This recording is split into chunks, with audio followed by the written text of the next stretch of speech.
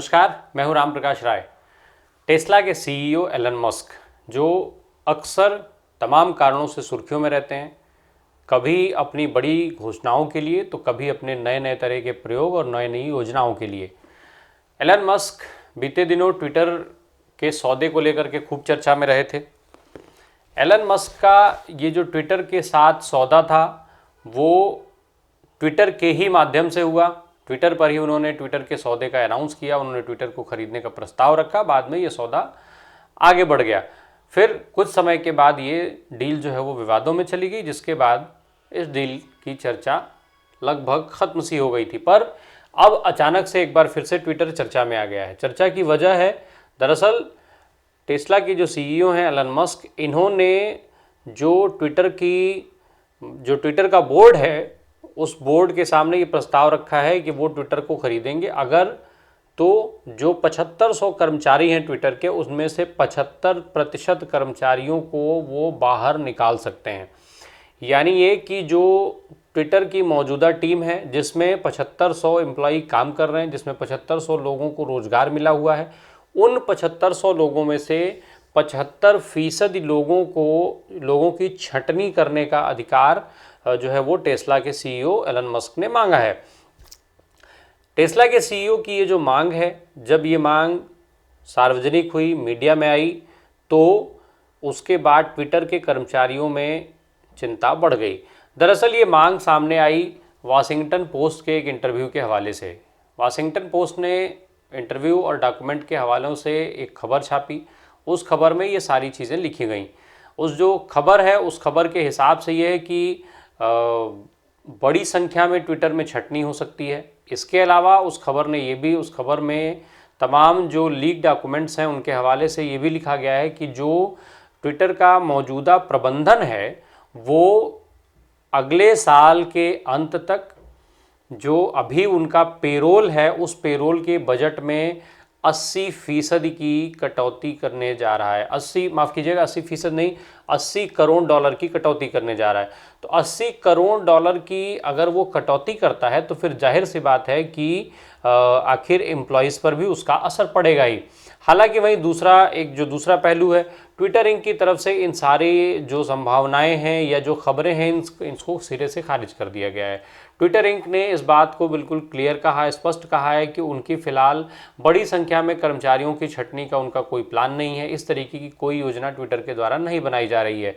हालांकि तमाम दूसरी चीज़ों पर नज़र डाली जाए, जो रिपोर्ट्स कह रही हैं, तो अगर भले ही खंडन इस बात का किया जा रहा हो पर सवाल तो आखिर उठेंगे ही। सवाल उठना लाजिम इसलिए है कि जो खबरें छपी हैं वो भी कंपनी के तमाम लीक डॉक्यूमेंट्स और एलन मस्क से लेकर के और तमाम लोगों के बयानों पर आधारित हैं।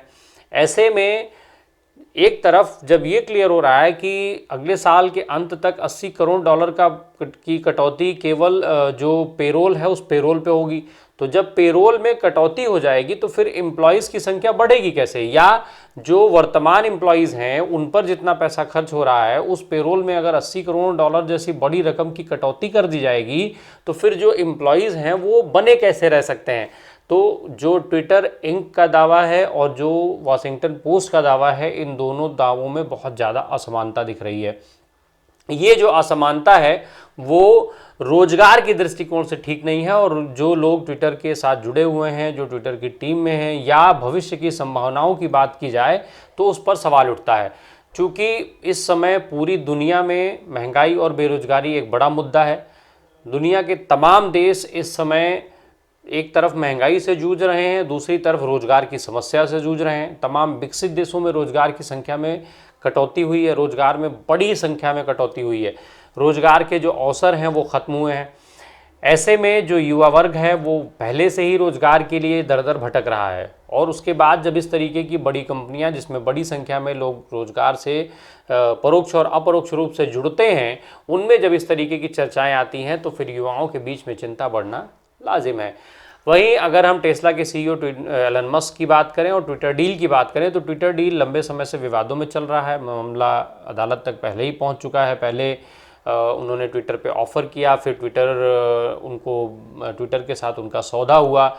ट्विटर के साथ हुए सौदे में आवश्यक शर्त के तौर पर एलन मस्क द्वारा ये शर्त रखी गई थी कि जो जंक अकाउंट्स हैं, जो फेक अकाउंट्स हैं, उनको जो जंक्स हैं उनको क्लियर करेंगे, जो फेक अकाउंट है उनका पूरा डेटा ट्विटर एलन मस्क को उपलब्ध कराएगा। बाद में ट्विटर इस तरीके का जो डेटा था वो उपलब्ध नहीं करा पाया। साथ ही साथ उसने ये कहा कि जो जंक्स हैं वो क्लियर हैं और फेक अकाउंट्स का डेटा वो जिस तरीके से एलन मस्क चाह रहे थे उस तरीके से ट्विटर उनको उपलब्ध नहीं करवा पाया। ना करवा पाने के चलते इस डील से बाद में एलन मस्क ने अपना हाथ खींच लिया। हालांकि उस समय जो बाज़ार है, जो उसके हवाले से तमाम बिज़नेस जो विश्लेषक हैं उनके हवाले से ये खबर आई थी कि उस समय शेयर मार्केट में गिरावट आई थी, जिसके चलते टेस्ला के भाव भी गिरे थे। और टेस्ला के भाव गिरने से जो रकम चाहिए थी ट्विटर की ख़रीदारी के लिए उसको एलन मस्क जुटा नहीं पा रहे थे। इसलिए वो इसका हवाला दे करके कि जो डेटा मांगा गया था शर्तों का उल्लंघन हुआ है, डेटा उनको शर्तों के हिसाब से नहीं मिल पा रहा है, इसके चलते वो डील से पीछे हट गए थे। तो ये इस तरीके की तमाम सारी खबरें सुनने में मीडिया के अंदर आई थी। अब वही एलन मस्क एक बार फिर से ट्विटर में इंटरेस्टेड हो गए हैं, उनका ट्विटर में इंटरेस्ट बढ़ गया है। जो सौदा 44 अरब डॉलर में हो गया था, जिस पर मुहर लगनी थी, जिस पर बाद में जिससे शर्तों के हिसाब से उनको डेटा ना मिल पाने का आरोप लगाते हुए एलन मस्क पीछे हट गए थे, उसी डील में एक बार फिर से अब उनका इंटरेस्ट बढ़ गया है। उसको लेकर के वो अब एक्साइटेड हो गए हैं, इस तरीके का उनका बयान है। इसके अलावा अब जो पुराना सौदा था 44 अरब डॉलर का, उससे भी आगे निकल के उन्होंने करीब 54.20 डॉलर प्रति शेयर के हिसाब से ट्विटर को ऑफ़र भी कर दिया है।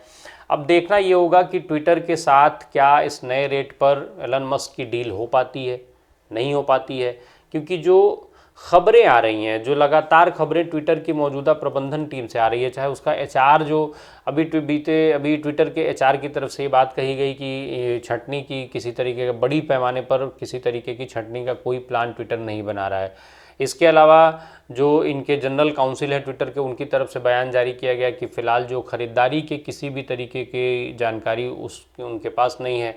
उन्होंने कहा कि जो भी ख़रीदार हैं उनके ख़रीदार के किसी भी इंटरेस्ट की जानकारी उनको नहीं है। इस तरीके की पुष्ट खबरें फ़िलहाल ट्विटर की ही टीम के पास नहीं है।